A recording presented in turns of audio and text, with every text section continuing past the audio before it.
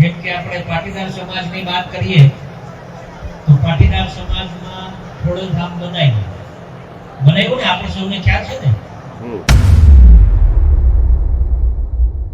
કોળી સમાજ માટે એકત્રિત થવા માટે કોઈ જગાનું સ્થાન ખરું? કોઈ નહીં. કે જે સમાજમાં જે વ્યક્તિ જન્મ્યો હોય, જો એ સમાજનું હારું ન કરે ને તો એને આ જન્મ લેવાનો અધિકાર નથી. અને તો ઠાકર ભગવાન પાસે પ્રાર્થના કરું કે મને આ ભાવ તો કોળીમાં આપ્યો ને, પણ આવતો ભાવ મને કોળીમાં આપજે કે અધૂરા કામો કઈ બાકી રહી ગયા એ પૂરી કરી એમ. પણ કાંઈક ને કાંઈક સમાજમાં આપવું એ બહુ જરૂરી છે. પણ જેને જેને વરરાજાઓને ટિકિટ આપે, મિત્રો મારી આપ સૌને હાથ જોડીને વિનંતી છે કે જે પ્રમાણે સરકાર કામ કરી રહી છે, સરકારને હારે દેજો. હજુ સુધી તમે અમારી ચેનલને સબસ્ક્રાઇબ નથી કરી તો અત્યારે જ ન્યૂઝરૂમ ગુજરાતને સબસ્ક્રાઇબ કરો, ફેસબુક અને ઇન્સ્ટાગ્રામ પર ફોલો કરો.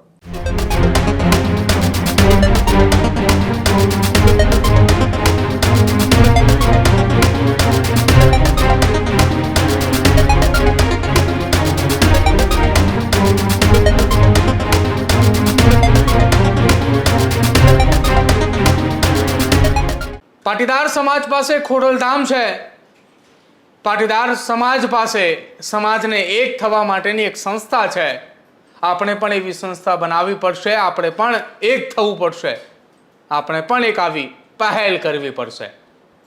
સ્થાનિક સ્વરાજ્યની ચૂંટણી ટાણે કોળી સમાજના દિગ્ગજ આગેવાન અને રાજુલા જાફરાબાદના ધારાસભ્ય હિરાસ સોલંકીનું આ નિવેદન એ કંઈક સંકેત આપી રહ્યું છે કે શું આવનારા સમયમાં ચૂંટણી બાદ અથવા તો ચૂંટણી ટાણે જ ગુજરાતમાં કોળી સમાજ એક સાથે ભેગો થશે ખરા?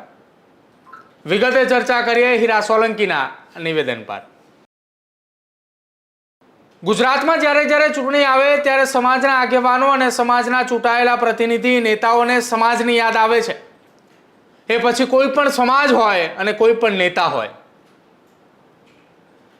રાજુલા જાફરાબાદના ધારાસભ્ય અને કોળી સમાજના દિગ્ગજ આગેવાન હિરા સોલંકીએ ફરી એકવાર જાહેર મંચ ઉપરથી કોળી સમાજના એ દાવેદારો અને એ ઉમેદવારો કે જે ચૂંટણી લડી રહ્યા છે તેમને એક અપીલ કરી છે. અને તેમની અપીલ કરતા કોળી સમાજના એ લોકોને પણ અપીલ કરી છે કે પાટીદાર સમાજ પાસે ખોડલધામ છે કે જ્યાં સમાજ એક થઈ શકે છે, એક સાથે બેસી શકે છે. આપણી પાસે એવી કોઈ સંસ્થા નથી, આપણે એવી સંસ્થા બનાવવી પડશે, આપણે એક થવું પડશે. અને જેને સમાજની અંદર જન્મ લીધો છે, કોઈ પણ સમાજ હોય, જો એ પોતાના સમાજ માટે કાંઈ નથી કરી શકતો તો એને સમાજમાં જન્મ લેવાનો કોઈ અધિકાર જ નથી. આ પ્રકારની વાત એ હિરા સોલંકીએ જાહેર મંચ ઉપરથી કરી છે. કેમ અચાનક હિરા સોલંકીએ જાહેર મંચ ઉપરથી સમાજને લઈને આ પ્રકારનું નિવેદન આપવું પડ્યું? પહેલા હિરા સોલંકીને સાંભળો તમે. જેમ કે આપણે પાટીદાર સમાજની વાત કરીએ તો પાટીદાર સમાજમાં ખોડલધામ બનાવ્યું ને આપણે સૌને ખ્યાલ છે ને. કોળી સમાજ માટે એકત્રિત થવા માટે કોઈ જગાનું સ્થાન ખરું? કોઈ નહીં. પણ આપણી ઈચ્છા છે અને હું તો એમ કહું કે જે સમાજમાં જે વ્યક્તિ જન્મ્યો હોય, જો એ સમાજનું હારું ન કરે ને તો એને આ જન્મ લેવાનો અધિકાર નથી. અને હું એમ કહું કે હું કોળી સમાજમાં જન્મ્યો છું અને હું તો ઠાકર ભગવાન પાસે પ્રાર્થના કરું કે મને આ ભાવ તો કોળીમાં આપ્યો ને, પણ આવતો ભાવ મને કોળીમાં આપજે કે અધૂરા કામો કઈ બાકી રહી ગયા એ પૂરી કરી એમ. મિત્રો એક વાત સમજવી જરૂરી છે. અમે તો પ્રયત્ન કરીએ છીએ, હું હોઉં કે મોટા ભાઈ હોય, જે સમાજમાં જન્મેલો વ્યક્તિ હોય એ સમાજની સેવા કરી પ્રથમ એની સેવા એ જ ગણાય. જે રીતે સેવા તમે આપી શકો. કોઈ કે ભગવાન હોય એને કદાચ ખૂબ રૂપિયા આપી દીધા હોય તો રૂપિયાથી સેવા આપો.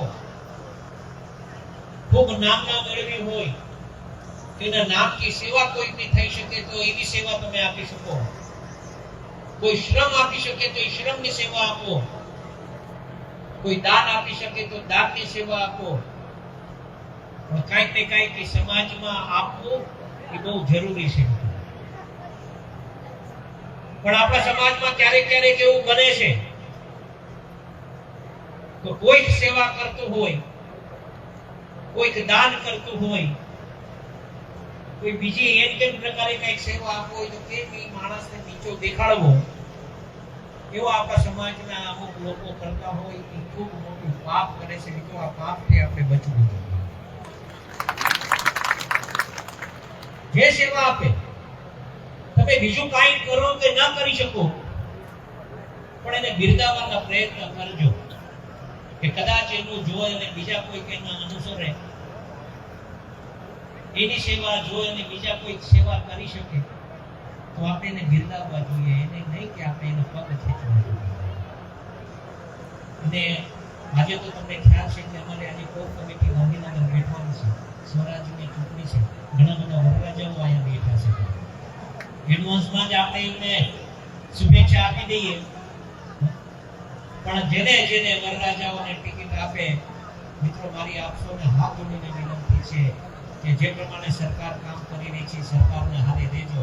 કે હાથ જોડીને વિનંતી પણ સાથોસાથ કરું છું. આ મંચ છે નહીં પણ છતાં પણ આ કહું છું. મને ખ્યાલ છે મિત્રો, ઘણા દિવસ પહેલા ભાઈ શ્રી મહેશ ને બધા આવ્યા હતા મારા ઘરે. મને આમંત્રણ આપી દીધું. આપણે મેઘલામાં આપણે ખૂબ મોટું આયોજન, મહાથાળનું આયોજન કરીએ છીએ. આ કોઈ નાની નાની વાત નથી. આટલો મોટો આપણો સમાજ હોય, આપણા ઈશ્વર છે. વાસુદેવ વસુદેવ કંસચારો મર્દનમ દેવકી પરમાનંદમ કૃષ્ણમ વંદે જગત. એ તો જગતના ગુરુ છે, આપણા ગુરુ છે. અને આપણે એક સ્થળ એવું નક્કી કરવું જોઈએ જ્યાં આપણો આખો સમાજ એકત્રિત થઈને આપણે પણ ક્યાંક કંઈક સેવા આપી શકીએ, એક થઈ શકીએ, એક જગ્યાએ ભેગા થઈ શકીએ, એક હાથે આપણે સૌ ભેગા થઈ શકીએ. એવું સ્થાન આપણે બી એને ડેવલપ કરવું જોઈએ, એને ખૂબ પ્રમાણે પ્રસિદ્ધ કરવું જોઈએ. એવું કામ આપણે સૌએ કરવું જોઈએ. હું અહીંયા આવ્યો છું, વધારે કાંઈ નહીં કહેતા, પણ મને અહીંયા બોલાવી અને અમારું સન્માન કર્યું આખી ટીમનો. અને આટલું પણ કહેતો જાઉં છું કે ભવિષ્યમાં ક્યારેય પણ અમારી જરૂર પડે ત્યારે આપ અમને હાકલ કરજો. તમારે જમવા હું બનીને તમારા પડખે ઉભા રહેવાના પ્રયત્ન કરજો. પ્રેમના કારણે જ ઓહો મોટા ભાઈ આ મંચ પર જેટલા બેઠા છે ને એ સમાજની હૂંફ મળે છે ને, આપણા માટે આ સ્થાન ધરે. બાકી તો આમાં કરતાય અમારાથી ખૂબ આગળ વધી શકીએ છે. તમે વિચાર તો કરો, અમારા ભાઈ છે ને, ભગવાન ભાઈ છે, કલાકાર છે, એને એ બોલે ત્યારે આપણે સાંભળવાનું મન થાય. કેટલા એવા આપણા સમાજમાં છે જે સામે બેઠેલા છે, એ અમારા કરતા બધી કેવું છે પણ એને તક મળી નથી. તો રાજુલા જાફરાબાદના ધારાસભ્ય હીરા સોલંકીએ જાહેર મંચ ઉપરથી કહ્યું કે હું ભગવાનને પ્રાર્થના કરું છું કે આવતો જન્મ પણ એ મને કોળી સમાજમાં જ આપે, કેમ કે આ જન્મમાં જે કામો એ બાકી રહ્યા છે સમાજના, એ કામો આવતા જન્મની અંદર આવીને એ કરી શકું. અને ચૂંટણી ટાણે જ આ પ્રકારનું નિવેદન આપતાની સાથે જ ચર્ચાનો વિષય બન્યો છે કે કેમ અચાનક રાજુલા જાફરાબાદના ધારાસભ્ય અને કોળી સમાજના નેતા હીરા સોલંકીએ આ નિવેદન આપ્યું. હવે આ ચર્ચા એ આખા સૌરાષ્ટ્ર પંથકની અંદર ચાલી રહી છે કે હીરા સોલંકીએ કોળી સમાજના એ નવા ઉમેદવારો કે જે સ્થાનિક સ્વરાજ્યની ચૂંટણી લડી રહ્યા છે તેમને ટકોર કરી છે. આ જ પ્રકારની તમામ અપડેટ જોવા માટે ન્યૂઝરૂમ ગુજરાતને લાઇક, શેર અને સબસ્ક્રાઇબ કરવાનું ભૂલતા નહીં.